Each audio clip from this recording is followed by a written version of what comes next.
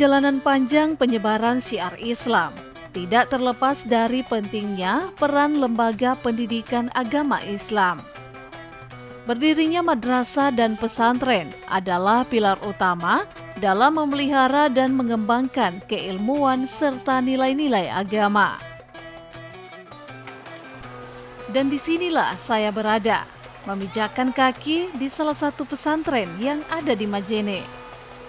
Semangat para santri yang mengisi lapangan dengan berbagai permainan menyambut kedatangan saya.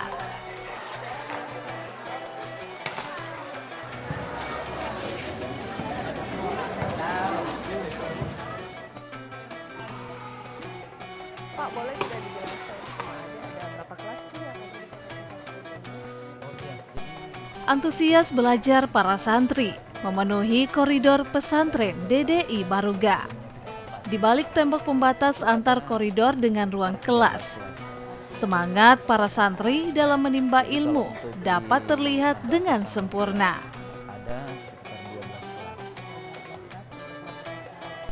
Di sudut lain pesantren, beberapa santri berkumpul, masing-masing dengan buku dan catatan di tangan, sibuk mendiskusikan topik pembelajaran hari ini.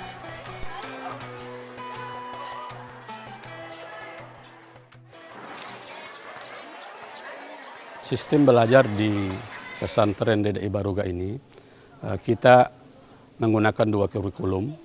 Ada kurikulum madrasah dan ada kurikulum pesantren.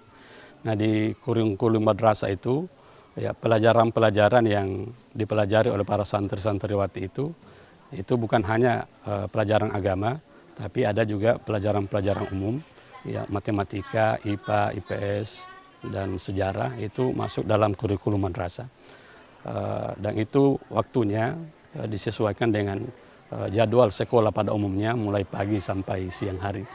Nah, untuk kurikulum pesantren itu pelaksanaannya itu kita biasa gunakan setelah sholat maghrib sampai isya, kemudian setelah salat subuh, lalu kemudian ada juga di sore hari kegiatan-kegiatan terkait dengan kepesantrenan.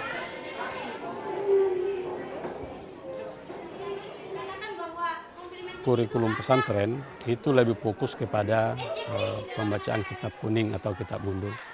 Nah, kitab-kitab yang kita ajarkan ke santri-santriwati itu dibedakan sesuai dengan tingkatannya atau levelnya.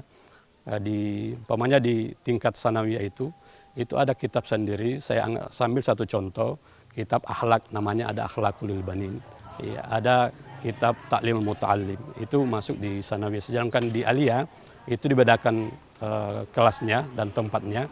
Itu saya ambil satu contoh kitab yang digunakan di aliyah itu kitab hadis, kitab Riyadhus Shalihin, ya, kemudian kitab tafsir Jalalain. Ini merupakan bagian dari kurikulum kepesantrenan yang fokus kepada kajian-kajian kitab kuning atau kajian kitab gundul. Tambahan-tambahan kegiatan di pesantren kita ini, ya, ada beberapa yang kita lakukan. Yang pertama itu kegiatan pembimbingan tilawah.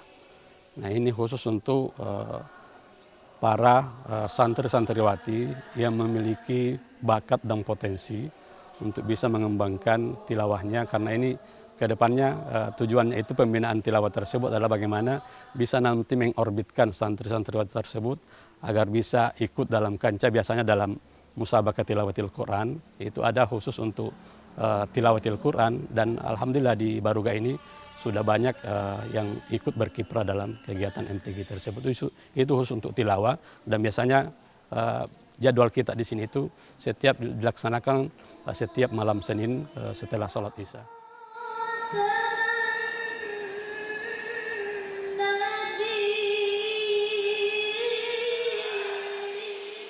Bimbingan tilawah bukan hanya soal teknik bacaan.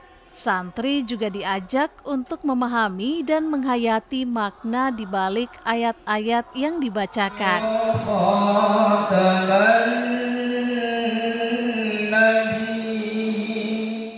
Terkait dengan tahfiz, kami sudah membina beberapa tahun ini terkait dengan pembinaan tahfiz. Ini menjadi program khusus di pesantren. Ya, dan orang yang bisa ikut dalam program tahfiz tersebut adalah orang yang sudah selesai dalam tingkatan pembacaan tajwidnya sudah bagus.